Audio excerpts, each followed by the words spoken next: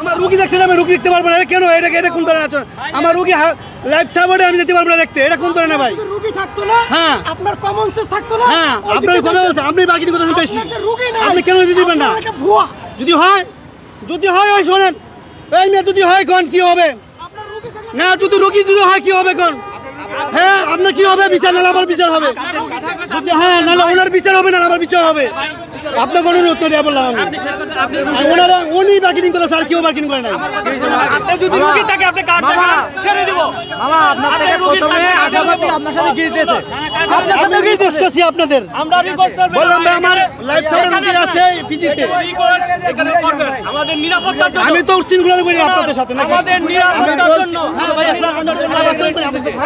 ভাই আমাকে গাইতে দেন, আপনাদের সাথে কোনো খারাপ আচরণ করছি ভাই? আমি বলছি আপনি গালি দিচ্ছি, বলতে পারছি গালি দিচ্ছি না, সেটা না, আমার একটু আমি কিছু একটু আমার এখানে দেখতেছেন লক্ষ্মী না, আমি বলছি ভাই আমরা এখানে ছাড়লে কিছু করতে পারবো না, পিছনে হয়ে যেতে হবে। জি ভাই, সবাইতে ভাইয়া সবাইতে একরকম না ভাইয়া, সবাইকে এক ভাই কোন অনেক মোবাইলে মোটরসাইকেলে নিয়ে ঠিক আছে ভাইয়া, চলে যাবে, সেজন্য ভাই বলুন।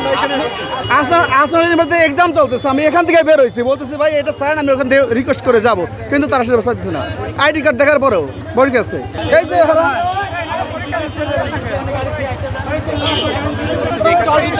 আমরা সেই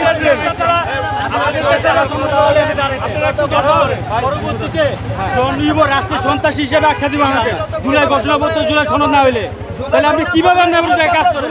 সবাই মিলে ই করেন, এটা করেন, সেটা করেন। এখন কথা বলেন, দীর্ঘ 1 বছর পার হয়ে গেছে, এখন একটু বড় বড় কথা বলেন।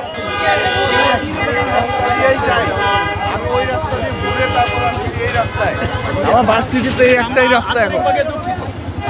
আমরা দুঃখিত, আমরা জাতির জন্য রক্ত দিছি, দেশের জন্য রক্ত দিছি, আমরা এই দেশের রক্ত দিছে, এটা নিয়ে নতুন করে ষড়যন্ত্র শুরু হয়েছে। এখন মুক্ত আকাশে সবাই ঘুরে বেড়াচ্ছেন, মুক্ত আকাশে কথা বলতে পারতেছেন। এইখানে আওয়ামী লীগের ফ্যাসিস্টরা কিছু আছে, আমাদের কার্ড দেখেন, এই স্টেক হোল্ডারে মুড়িয়ে ছিলাম আমরা এখন ইউনিভার্সিটি এক্সাম চলতেছে, আমি ক্যাম্পাস থেকে বেরোছি, আমরা এখান থেকে ছাড়তেছেন না। এত বলার পরেও এটা নতুন করে আর কি মাস্ক থাকবেন আপনি, সমস্যা কি হবে? যেহেতু এখানে আপনারা সাংবাদিক বাইরে দেখতেছেন, আমরা অত্যন্ত আপনাদের সাথে কেউ খারাপ আচরণ করি নাই, আপনার কেন খারাপ আচরণ করতেছেন? হ্যাঁ কেমন খারাপ আচরণ করতেছেন?